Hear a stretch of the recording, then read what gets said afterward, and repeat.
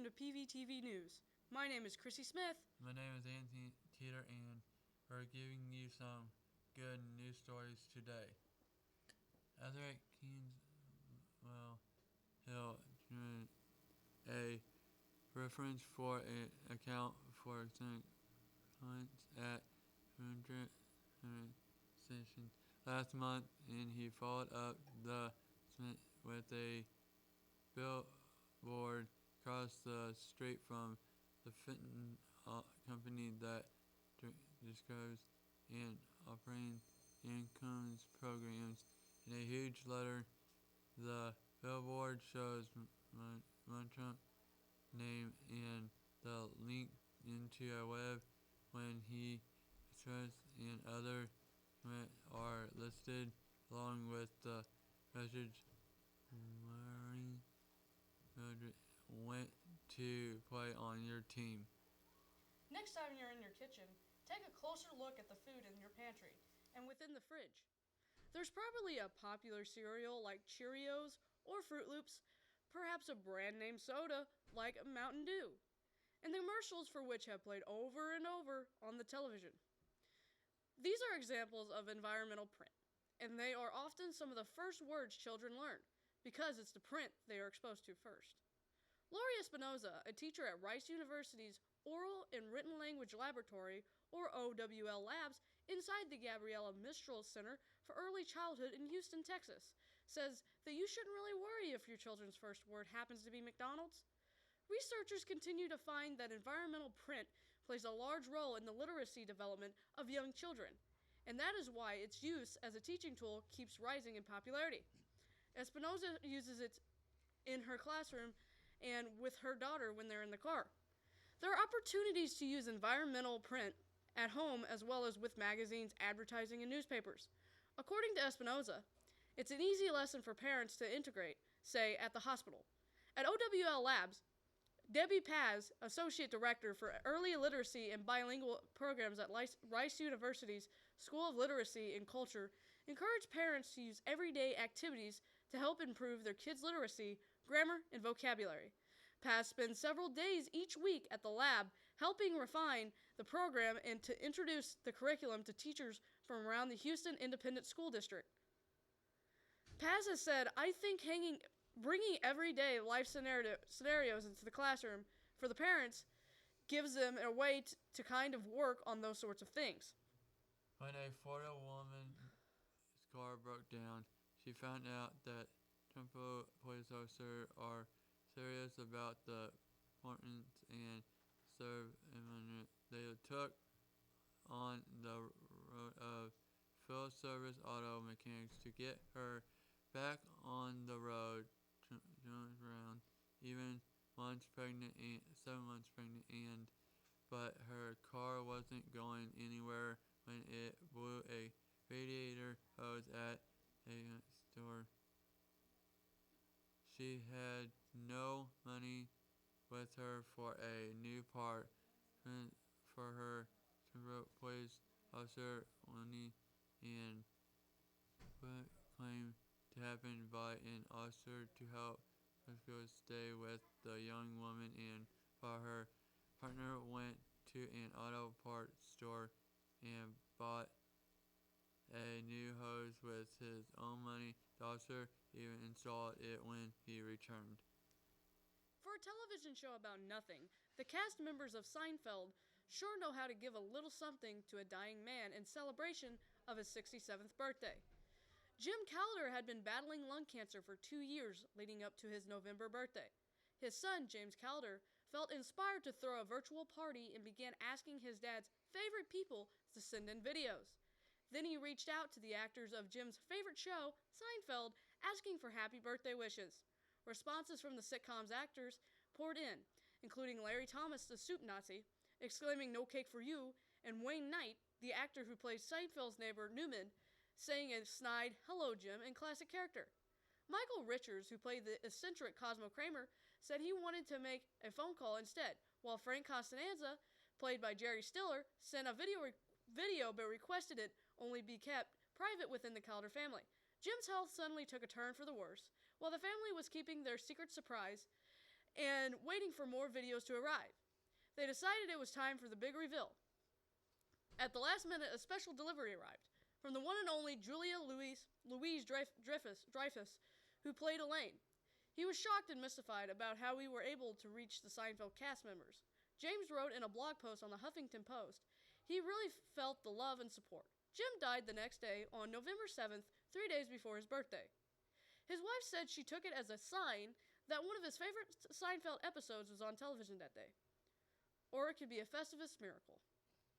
In Ohio, where an little girl happened on Santa's lap, her mother made sure to tell Santa about her daughter being deaf.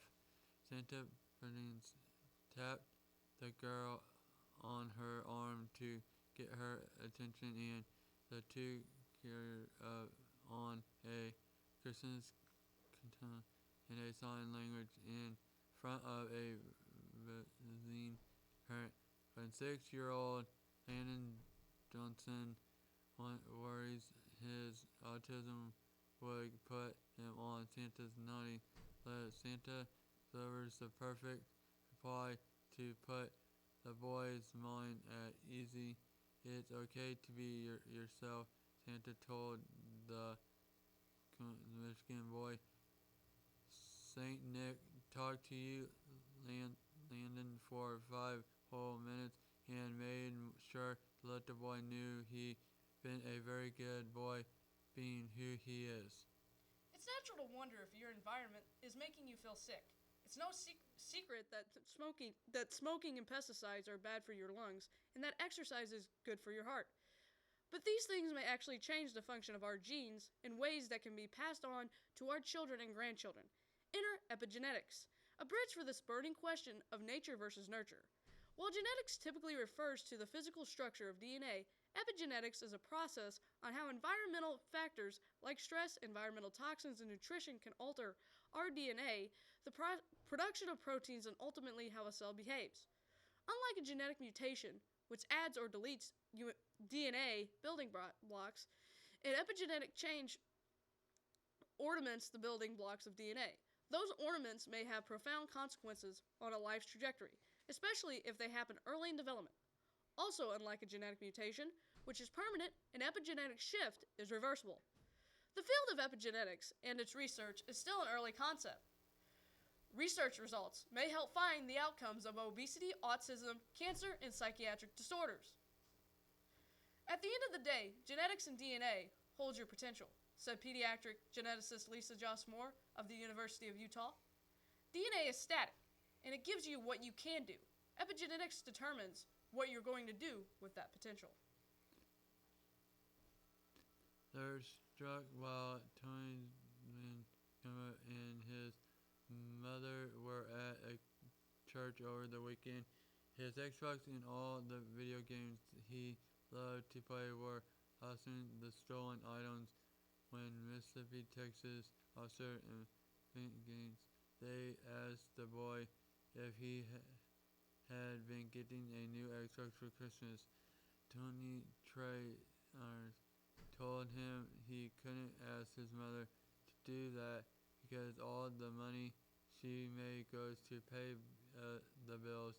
When the officer got back to the station and told the story, their follow-up cops on the shift, officers picked up a new Xbox, some games, and some controllers while shopping, and thrown friends can play together. A 12-year-old cancer patient has become the sweetheart of a California fraternity. Lexi Brown posted a sign in her hospital room window asking for a pizza delivery one night. And the Sigma Alpha Epsilon fraternity house was directly across the street, but the brothers decided to serve up more than just pizza. The University of California Los Angeles chapter showed up in her hospital room with red roses and a guitar and serenaded the young girl. They also began visiting play card games, which helped her pass the time. To remind her of their caring, they wrote it in Christmas bulbs. They spelled her name in lights on the frat house roof so she sees Lexi in bright yellow whenever she looks out the window at night. I thought it was really cool, the girl told WCBS News. Lexi went home from the hospital, but the brothers of SAE promised to keep her name burning brightly all through the holiday season, a seasonal display of the fraternity's stated goal to always be gentlemen. Tony rode his bike 7 miles down a busy highway to work the midnight shift at a grocery store. He was making that coming in a heavy Michigan snowstorm when young Jones Cooper first saw him. Jones stopped and offered Tony a ride. Without hesitating, he said, "I would love a ride." Frozen bread and at all Jones resulted in a story he posted on Facebook. Tony had been in trouble even since his wife got sick and she couldn't work and medical bills piled up. Jones launched a GoFundMe page could keep Tony warm and donated heated up. It raised more than $19,000 in 9 days. A fake would have it worked at a car dealership right across the highway from Tony's job, and he worked out a deal to put Tony in a new restaurant with a working heater for those frozen minutes this winter. Fans of the popular Far Cry series are excited for the newest installment of the franchise called Far Cry Primal to be released in a few months. The game takes place in 10,000 BC in the Stone Age, and players play as Takar, who is stranded in Oros, a valley that was once covered in ice. Recently, Ubisoft, publishers of the Far Cry series as well as Rayman, the Raving Rabbids, and Watch Dogs, had a few popular YouTubers such as I Am Wildcat and Louis Caliber to try the game out, and in their videos we found you can tame animals such as wolves, bears, jaguars, and can have them fight for you. Just hope there are no honey badgers. There are many new things being added to the game, but a lot of the gameplay is similar to that of Far Cry 3 and 4, with outposts to take control of and bases to conquer. We just have to wait a few more months before we can take on the Stone Age. Well, that's all we got. This is Chrissy Smith. And Andy Teeter signing out for today. Have a nice day.